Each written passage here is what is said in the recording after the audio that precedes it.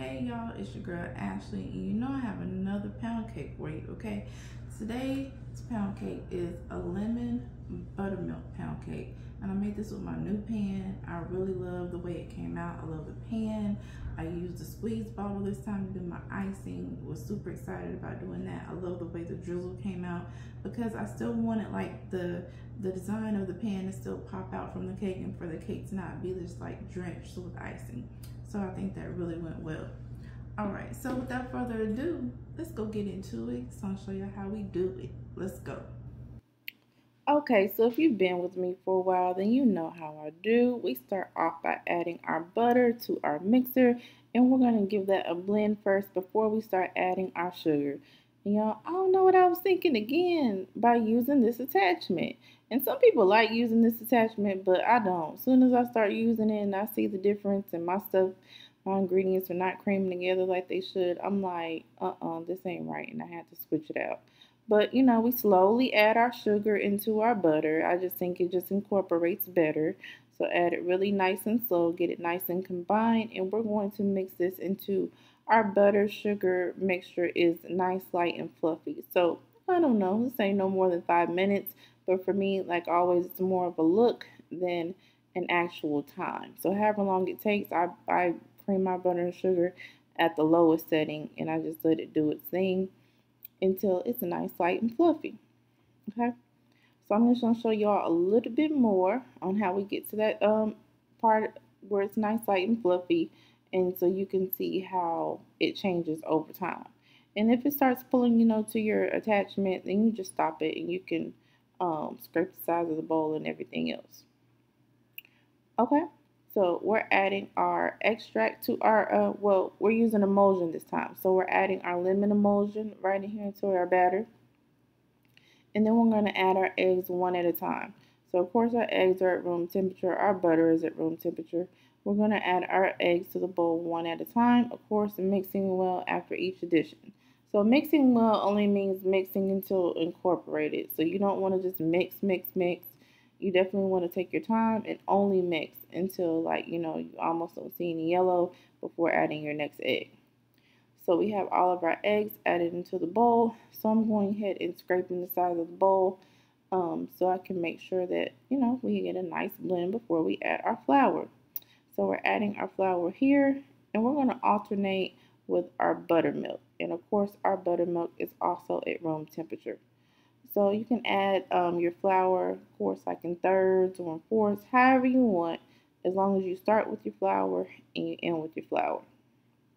So we're doing this pretty slow so y'all can see when you add your next ingredient. So as soon as the flour gets incorporated into that batter, then you can add your buttermilk. As soon as the buttermilk incorporates into that batter, add your flour. I didn't think I was going to have my flour ready to go on time, so I went ahead and stopped my mixer so I'm not over mixing, okay?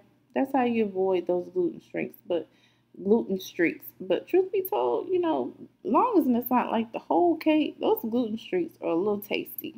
So I know a lot of people don't like them because of the look, but they actually taste pretty good. They're actually pretty sweet. Okay. So as I said, we just keep alternating until we reach the end, and we add in our flour, and we only mix until incorporated, and we stop and we complete the rest by hand just to make sure that we're not over mixing. Okay. So we're going to do that here. Oh, look at that batter, all nice and what can we call this? Like a pale yellow? Yeah, I think we'll call it a pale yellow. So I start on the sides, and I'm just using a rubber spatula. If you need one, you can find it in my Amazon store. A link to it is in the description. And you make sure you definitely want to get the bottom of the bowl. Make sure that's nice and mixed. Sometimes with my bowl, a lot of times the bottom is not as mixed as the rest of it. So I couldn't wait to use this pan, y'all. I bought this recently. I think it's so pretty. So of course, you want to spray the hell out of it. You want to get all in the creases and the crevices. You don't want a miss a area, especially with a well-decorated pan, because it will stick, okay? So I'm going to lay that batter right into this pan. And I love this Lazy Susan. You can find something similar in my Amazon store as well. It just makes it much easier when you lay in the batter and when you're smoothing the top of the cake. It's definitely so convenient.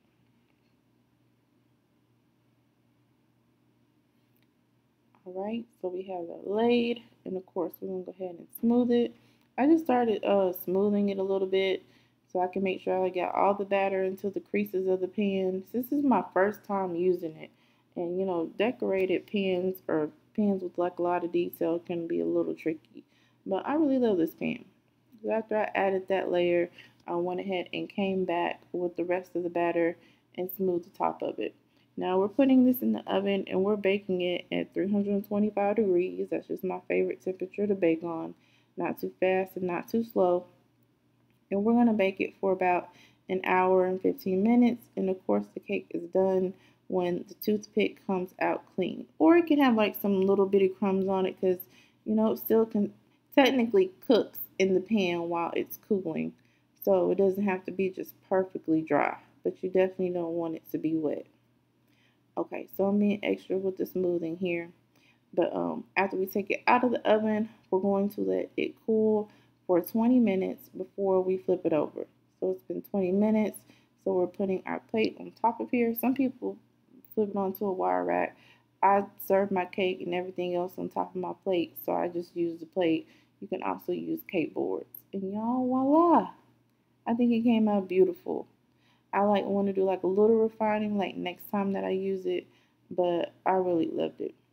I'm gonna give y'all a little swirl around this cake, and then we're gonna get started on our icing because I just like, you know, I want to do a little drizzle with this cake.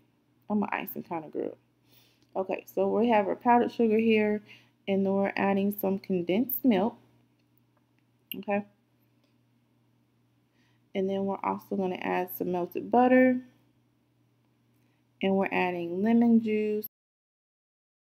We're adding all that good stuff into this bowl. And you can also use like the lemon emulsion instead. I just opted for lemon juice, but you know, you can definitely use the lemon emulsion. I just, because we're using condensed milk and butter and all of that, I knew it was going to get a little bit thick, and then the emulsion was not going to loosen up the batter. I mean, the glazed batter, and so I wanted to use lemon juice. Now you can use like the lemon emulsion and add milk if you want, but it may of course take away from your lemon flavor. So just do what really works for you. So I add a little bit more here just to give a little bit more, like I said, loosen it up because I don't want this glaze to be like dripping. I want it to be like enough where I could really pour it out of the bottle, but still a little bit thick too. Okay, there's my little test where I hold the spatula up and see how it drips. So we're ready to go.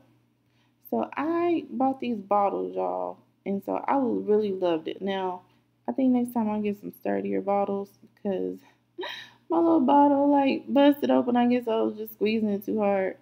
And so I had to come back, fix it and come back. But yeah, I really love the bottle. I really love the fact like it made a different type of decoration with the glaze, and especially like for a swirl pan that I use right here because you know I like to add icing, but when you use a pan that has so much detail, you don't want to take away from the beauty of the cake detail from the pan you use. I know that was a mouthful, but you get what I'm saying. You don't want to take away from the detail of the cake by just pouring icing on it. So I think this is just enough, you know, enough to complement it. And of course, we're going to do a nice little slice here. So y'all can see that crumb, y'all. And I like a nice dense pound cake, so I get a nice clean cut slice. If you like your pound cake a little bit more light and fluffy, then you may want to use cake flour instead of all-purpose flour.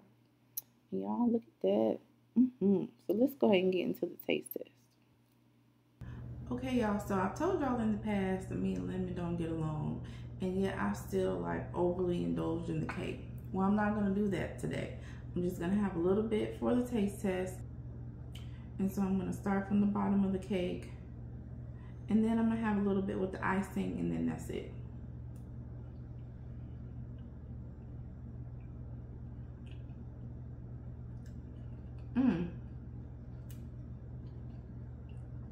I like that. Like I said, I have to be careful with the lemon, so I didn't just put too much lemon. And I really like this lemon emulsion. I like it It has a nice blend in the cake, but it's not like overbearing. But still like really lemony. And we use lemon juice in the icing. So I'm imagining it's gonna pack a little bit more of a punch. So let's see.